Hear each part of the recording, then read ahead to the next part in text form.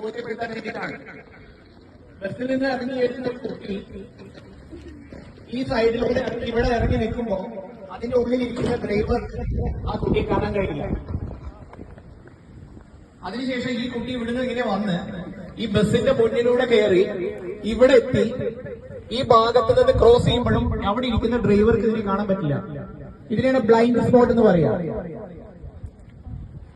അപ്പോ ഇതുവഴി ഇങ്ങനെ പോകുന്ന കുട്ടീനെ ഒരു കാരണവശാൽ ആര് കാണുന്നില്ല?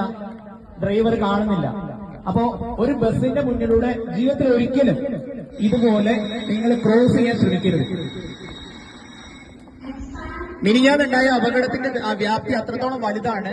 ഡ്രൈവർ കണ്ടില്ല, കുട്ടീനെ ബസ് ഇടിച്ചിടുകയും അതിന്റെ ഫ്രണ്ട് ടയർ കയറി ആ കുട്ടിയുടെ മുകളിൽ കൂടെ കയറി. അത് മാത്രമല്ല, അത് കഴിഞ്ഞ് ബാക്ക് ടയറും ആ കുട്ടിയുടെ മേളിൽ കൂടെ കയറിയിട്ടാണ് ബസ്സിലെ ഡ്രൈവർ അറിയുന്നത്. അപ്പൊ ബ്ലൈൻഡ് സ്പോട്ട് എന്താണെന്ന് നിങ്ങൾ വ്യക്തമായിട്ട് മനസ്സിലാക്കിയിരിക്കണം. ഇത് ടെക്സ്റ്റ് ബുക്കിലോ മറ്റു കാര്യങ്ങളിലോ നമ്മളെ പഠിപ്പിക്കുന്ന കാര്യമല്ല.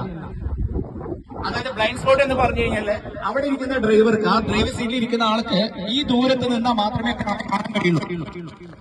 ഇവിടുന്ന് അങ്ങോട്ടുള്ള ഇത്രയും ദൂരത്തിൽ പറയുന്ന പേരാണ് ബ്ലൈൻഡ് സ്പോട്ട്. അപ്പോ ഏതെങ്കിലും കാലത്ത് ഏതെങ്കിലും സമയത്ത് ഇതുപോലെ ഒരു ബസ് നിർത്തിയിട്ടിട്ട് അതിന്റെ സൈഡിൽ ഇറങ്ങിയിട്ടുണ്ടെങ്കിൽ ആ ബസ് പോയ ശേഷം മാത്രം ഇടത്തോട്ടും വലത്തോട്ടും നോക്കിയ ശേഷം മാത്രമേ നമ്മൾ റോഡ് ക്രോസ് ചെയ്യാൻ പാടുള്ളൂ. ഈ ഒരു കാര്യം നിങ്ങൾക്ക് മനസ്സിലാവാൻ വേണ്ടിയിട്ടാണ്. താങ്ക് യു മോളെ. മോളുടെ പേര് റിഫ. അത് വളരെ ഭംഗിയായിട്ട് സഹകരിച്ചു. റിഫയ്ക്ക് എന്റെ വക സമ്മാനം. Thank you.